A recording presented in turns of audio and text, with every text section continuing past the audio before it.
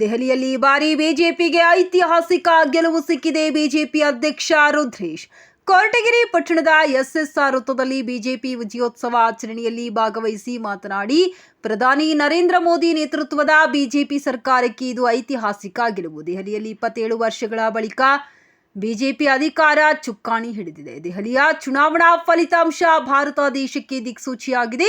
ಭಾರತದ 21 ರಾಜ್ಯಗಳಲ್ಲಿ ಬಿಜೆಪಿ ಅಧಿಕಾರದಲ್ಲಿದ್ದು ರೈತಾಪಿ ವರ್ಗಕ್ಕೆ ಪ್ರಮುಖವಾಗಿ ನೆರವಾಗಿದೆ.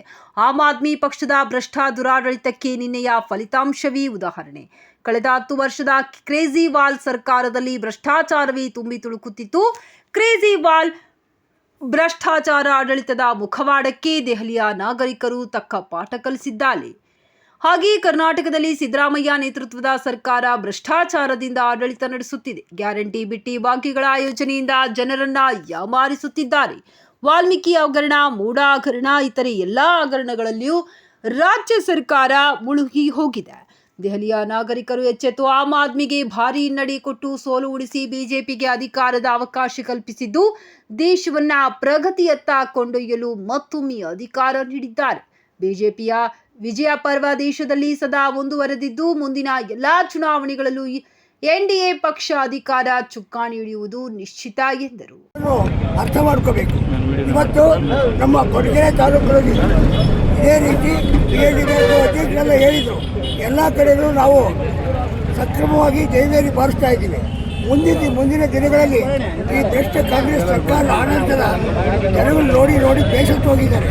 ಮುಂದಿನ ದಿನಗಳಲ್ಲಿ ಯಾವ ರೀತಿ ಡೆಲ್ಲಿ ಚುನಾವಣೆ ಆಗಿದೆಯೋ ಅದೇ ರೀತಿ ಆಗುತ್ತೆ. ಅದಕ್ಕೋಸ್ಕರ ನಮ್ಮ ಮಂಡಲದಲ್ಲಿರ್ತಕ್ಕಂಥ ಕಾರ್ಯಕರ್ತ ಬಂಧುಗಳು ಎಲ್ಲರೂ ಶ್ರಮವಹಿಸ್ತೀವಿ. ಖಂಡಿತವಾಗ್ಲೂ ಮುಂದಿನ ದಿನಗಳಲ್ಲಿ ನಾವು ಜೈಲಿಗೆ ಬಾರಿಸ್ತೀವಿ ಅಂತ ಹೇಳಕ್ಕೆ ಇಷ್ಟಪಡ್ತೀವಿ. 13ರವರೆಗಿನ ಕಾಂಗ್ರೆಸ್ ಭ್ರಷ್ಟಾಚಾರದ ವಿರುದ್ಧ ಅಣ್ಣಾ ಹಜಾರೆ ಅವರು ಹೋರಾಟ ಕೈಗೊಂಡಿದ್ರು. ಆ ಹೋರಾಟದಲ್ಲಿ ಕಳೆದ ಬಾರಿಯ ಸಿಎಂ ಆದಂಥ ಅರವಿಂದ್ ಕೇಜ್ರಿವಾಲ್ ಅವರು ಅದನ್ನು ಒಂದು ರಾಜಕೀಯವಾಗಿ ಬಳಸ್ಕೊಂಡು ನಾನು ಭ್ರಷ್ಟಾಚಾರ ರಹಿತ ಸರ್ಕಾರ ಕೊಡ್ತೀನಿ ಅಂತ ಅಧಿಕಾರಕ್ಕೆ ಬಂದರು.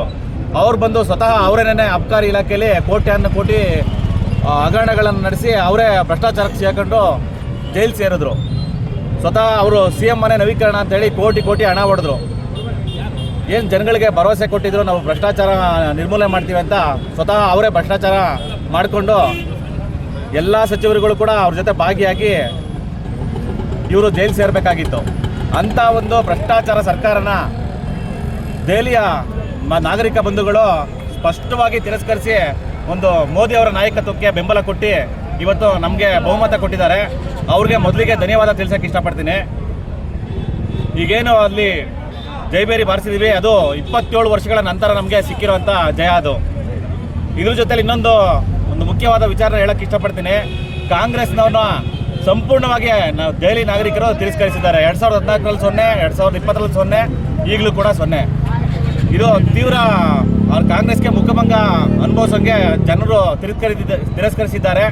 ಅದೇ ರೀತಿ ಕರ್ನಾಟಕದಲ್ಲೂ ಕೂಡ ಮುಂಬರೋ ದಿನಗಳಲ್ಲಿ ಕಾಂಗ್ರೆಸ್ ಸರ್ಕಾರನ ಜನಗಳು ತಿರಸ್ಕರಿಸಬೇಕು ಅಂತ ಕೇಳ್ಕೊಂತ ಬರೋ ಮುಂದಿನ ಎಲೆಕ್ಷನ್ಗಳಲ್ಲಿ ನಾವು ಬಿಜೆಪಿ ಅವರು ಮತ್ತು JDSನ ಜೊತೆಗೂಡಿ ಒಳ್ಳೊಳ್ಳೆ ಅಭ್ಯರ್ಥಿಗಳನ್ನ ಹಾಕಿ ಎಲ್ಲ ಕಡೆ ನಾವು ಅಧಿಕಾರ ಹಿಡಿತೀವಿ ಅಂತ ಹೇಳ್ತಾ ಈ ಮಾತು ಮುಗಿಸ್ತೀನಿ.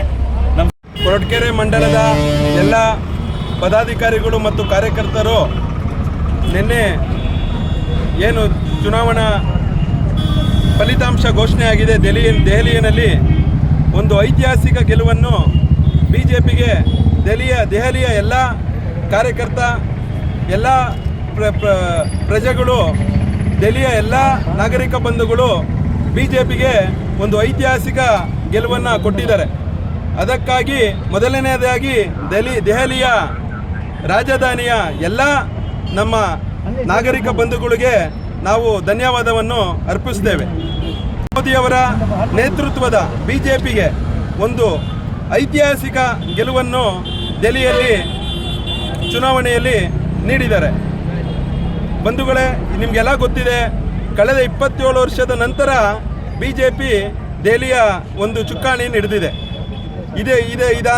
ಇದಾದ ನಂತರ ಒಂದು ವಿಜಯ ಪರ್ವ, ಒಂದು ವಿಜಯ ಪತಾಕೆ ಕರ್ನಾಟಕದಲ್ಲಿ, ಇಡೀ ಭಾರತದಲ್ಲೇ ಒಂದು ದಿಕ್ಸೂಚಿ, ಒಂದು ಚುನಾವಣಾ ದಿಕ್ಸೂಚಿ ಅಂತಲೇ ನಾವು ಭಾವಿಸಬೇಕಾಗಿದೆ. ಇಡೀ ಭಾರತದಲ್ಲೇ 21 ರಾಜ್ಯಗಳಲ್ಲಿ ಬಿಜೆಪಿ ಈ ಒಂದು ದೆಹಲಿಯ ಚುನಾವಣೆಯಿಂದ 21 ರಾಜ್ಯಗಳಲ್ಲಿ ನಾವು ಅಧಿಕಾರದಲ್ಲಿ BJP ಸರ್ಕಾರ ಅಧಿಕಾರದಲ್ಲಿದೆ. ಒಂದು ಏನು ಆಮ್ ಆದ್ಮಿ ಪಕ್ಷದ ಒಂದು ಭ್ರಷ್ಟಾಚಾರದ ದುರಾಡಳಿತವನ್ನು ದೆಹಲಿಯ ನಾಗರಿಕರು ಕೊನೆಗೊಳಿಸಿದ್ದಾರೆ. ಏನು ಭ್ರಷ್ಟಾಚಾರದ ವಿರುದ್ಧವಾಗಿ ಧ್ವನಿ ಎತ್ತಿ ಆಮ್ ಆದ್ಮಿಯ ಕೇಜ್ರಿವಾಲ್ರವರು ಕಳೆದ 10 ವರ್ಷದಿಂದ ಭ್ರಷ್ಟಾಚಾರದ ವಿರುದ್ಧವಾಗಿ ನಿಂತು ನಾನು ಭ್ರಷ್ಟಾಚಾರ ರಹಿತ ಸರ್ಕಾರ ಕೊಡ್ತೀನಿ ಅಂತ ಹೇಳಿ ಏನು ಜನಗಳಿಗೆ ಮಂಕ್ಬೂದಿ ಎರಚಿ ಏನು ಸರ್ಕಾರನ 10 ವರ್ಷ ಇಲ್ಲೇನು ಸರ್ಕಾರ ರಚಿಸಿದ್ರು ಅವರ ಒಂದು ಭ್ರಷ್ಟಾಚಾರದ ಅವರ ಮುಖವಾಡ ದೆಹಲಿಯ ಜನಗಳಿಗೆ ಗೊತ್ತಾಗಿ ಅವರು ಸೇರಿಸಿ ಎಲ್ಲರೂ ಭ್ರಷ್ಟಾಚಾರ ನಡೆಸಿ ಅವರು ಸಹ ಜೈಲಿಗೆ ಹೋಗಿ ಭ್ರಷ್ಟಾಚಾರ ಮಾಡಿದ ಒಂದು ಫಲವಾಗಿ ಅವರು ಸಮೇತ ಅವರ ಸಂಪುಟದಲ್ಲಿದ್ದ ಎಲ್ಲ ಸಚಿವರುಗಳು ಉಪಮುಖ್ಯಮಂತ್ರಿ ಸಮೇತವಾಗೂ ಎಲ್ಲರೂ ಸೋಲುಂಡಿದ್ದಾರೆ. ಇದರಿಂದ ಗೊತ್ತಾಗುತ್ತೆ ಇಡೀ ರಾಷ್ಟ್ರದಲ್ಲಿ ಒಂದು ಏನು ನರೇಂದ್ರ ಮೋದಿ ಅವರ ನೇತೃತ್ವದ BJP ಒಂದು ಅಧಿಕಾರ ಹಿಡಿದು ಇಡೀ ದೇಶನ ಒಂದು ಪ್ರಗತಿ ಪಥದ ಹತ್ತಿರ ತಗೊಂಡೋಗುತ್ತೆ ಅನ್ನೋದು ಎಲ್ಲರಿಗೂ ಗೊತ್ತಿರೋ ಅಂಥ ಸಂಗತಿ. ಈ ಒಂದು ವಿಜಯ ಪರ್ವ ಏನು ಒಂದು ವಿಜಯ ಪರ್ವ ಹಿಂಗೆ ಮುಂದುವರೆದು ಏನು ಕರ್ನಾಟಕದಲ್ಲಿ ಮುಂಬರುವ ಎಲ್ಲ ಚುನಾವಣೆಗಳಲ್ಲೂ ಕರ್ನಾಟಕದಲ್ಲೂ ಸಹ ಸಿದ್ದರಾಮಯ್ಯರ ನೇತೃತ್ವದ ಸರ್ಕಾರ ಭ್ರಷ್ಟಾಚಾರದಲ್ಲಿ ಮುಳುಗಿದೆ. ಏನು ಅವರು ಬಿಟ್ಟಿ ಭಾಗ್ಯಗಳಿಂದ ಜನಗಳನ್ನ ಯಾಮಾರಿಸಿ ಏನು ಸರ್ಕಾರ ರಚನೆ ಮಾಡಿದ್ರು, ಮುಂದಿನ ದಿನಗಳಲ್ಲಿ ಎಲ್ಲ ಜನಗಳಿಗೂ ಭ್ರಷ್ಟಾಚಾರ ಏನು ವಾಲ್ಮೀಕಿ ಹಗರಣ ಇರ್ಬೋದು, ಮೂಢ ಹಗರಣ ಇರ್ಬೋದು, ಎಲ್ಲ ಥರ ಹಗರಣದಲ್ಲೂ ಭ್ರಷ್ಟಾಚಾರದಲ್ಲಿ ಇಲ್ಲಿ ಕಾಂಗ್ರೆಸ್ ಸರ್ಕಾರ ಮುಳುಗೋಗಿದೆ. ಅದೇ ಮುಂದಿನ ದಿನಗಳಲ್ಲೂ ಸಹ ಏನು ಒಂದು ದೆಹಲಿಯ ಫಲಿತಾಂಶ ಕರ್ನಾಟಕದ ವಿಧಾನಸಭೆಯಲ್ಲೂ ಗೋಚರ ಆಗುತ್ತೆ. ಅದೇ ರೀತಿ ಮುಂಬರುವ ಎಲ್ಲ ಸ್ಥಳೀಯ ಸಂಸ್ಥೆ ಚುನಾವಣೆಗಳು ಏನು ಇಡೀ ಜಿಲ್ಲೆ ರಾಜ್ಯಾದ್ಯಂತ ಜಿಲ್ಲಾ ಪಂಚಾಯತ್, ತಾಲೂಕ್ ಪಂಚಾಯತ್ ಮತ್ತು ಎಲ್ಲ ಪಟ್ಟಣ ಪಂಚಾಯಿತಿ, ನಗರಸಭೆ ಚುನಾವಣೆಗಳಲ್ಲೂ ಸಹ BJP ಮೈತ್ರಿ NDA ಮೈತ್ರಿಗೆ ಏನು ಗೆಲುವು ಸಿಗುತ್ತೆ. ಈ ಕೊರಟಗೆರೆ ಮಂಡಲದಲ್ಲೂ ಸಹ ಏನು ಇಂದಿನ ಹಾಲು ಒಕ್ಕೂಟದ ಚುನಾವಣೆ ಆಗಿರ್ಬೋದು, PLD ಬ್ಯಾಂಕ್ ಚುನಾವಣೆ ಆಗಿರ್ಬೋದು, ನಮ್ಮ NDA ಮೈತ್ರಿ ಅಭ್ಯರ್ಥಿಗಳು ಗೆದ್ದಿದ್ದಾರೆ. ಅದೇ ರೀತಿ ಮುಂಬರುವ ತಾಲೂಕ್ ಪಂಚಾಯಿತಿ, ಜಿಲ್ಲಾ ಪಂಚಾಯತ್ ಮತ್ತು ಗ್ರಾಮ ಪಂಚಾಯತಿ ಏನು ಕಾರ್ಯಕರ್ತರ ಚುನಾವಣೆಗಳು ಮುಂದಿನ ದಿನಗಳಲ್ಲಿ ಬರ್ತಾ ಇದ್ದಾವೆ. ನಮ್ಮ ಪಕ್ಷದ ಎಲ್ಲ ಕಾರ್ಯಕರ್ತರುಗಳು, ಎಲ್ಲ ಪ್ರಮುಖರುಗಳು, ನಮ್ಮ ನಾಯಕರುಗಳ ಮುಂದಾಳತ್ವದಲ್ಲಿ ನಾವು ಚುನಾವಣೆ ಮಾಡಿ ನಮ್ಮ ಮಿತ್ರ ಪಕ್ಷವಾದ JDS ಜೊತೆಯನ್ನು ಸಹ ಮೈತ್ರಿನಲ್ಲಿ ಅಭ್ಯರ್ಥಿಗಳನ್ನ ಕಣಕ್ಕಿಳಿಸಿ ಎಲ್ಲದರಲ್ಲೂ ಇನ್ನು ವಿಜಯ ಪಥಕ್ಕೆ ಮುಂದುವರಿಸ್ತೀವಿ ಅಂತ ಹೇಳ್ತಾ ಇಲ್ಲಿನೇನು ಒಂದು ಸಂಭ್ರಮಾಚರಣೆಗೆ ಭಾಗಿಯಾಗಿರುವ ಎಲ್ಲ ನನ್ನ ಕಾರ್ಯಕರ್ತ ಬಂಧುಗಳಿಗೂ ಮತ್ತು ಕೊರಟಗೆರೆ ಮಂಡಲದ ಎಲ್ಲ ಕಾರ್ಯಕರ್ತ ಪದಾಧಿಕಾರಿಗಳಿಗೂ ಮತ್ತು ಮಾಧ್ಯಮ ಮಿತ್ರರಿಗೂ ವಂದನೆ ಹೇಳ್ತೀನಿ.